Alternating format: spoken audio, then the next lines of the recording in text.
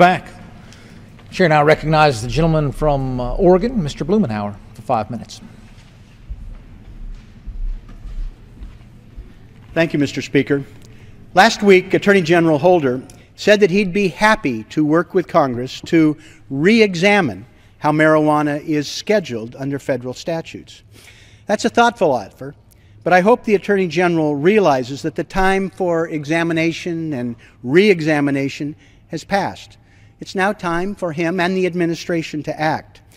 The jury has returned its verdict on medical marijuana. More than 1 million patients use it in managing chemotherapy symptoms, chronic pain, PTSD in our soldiers, and epilepsy, particularly severe epilepsy that afflicts children. 70% of Americans think that medical marijuana should be legal.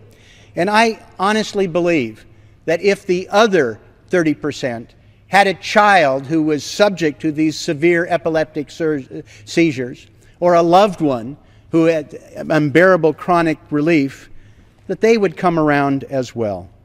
But marijuana is currently listed as a Schedule I drug. That's the same classification as heroin or LSD.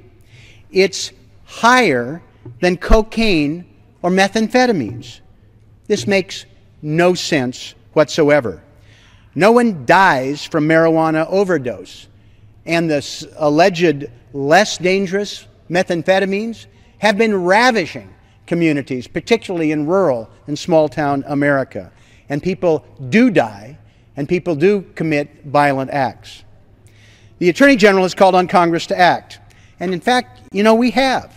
Working in a bipartisan way, we've introduced a variety of bills that do everything from creating a regulatory framework to tax marijuana, to bills to protect state marijuana laws from federal interference, legalizing the production of industrial hemp.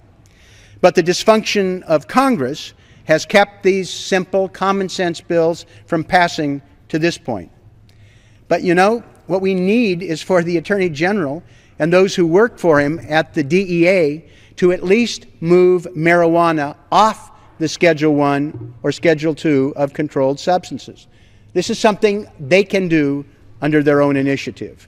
Relisting or delisting marijuana could make it easier for researchers to gain access to the drug, will allow marijuana businesses that are perfectly legal in over 20 states to deduct their business expenses like all other legal businesses.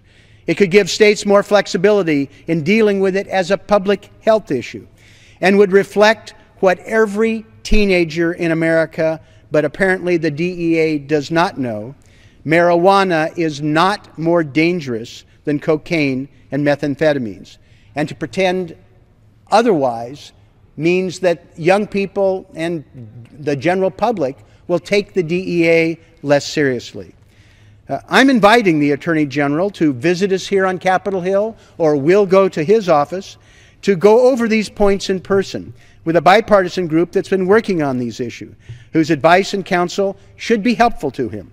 However, the easiest path forward for the Attorney General remains the same. Take marijuana off the Schedule I.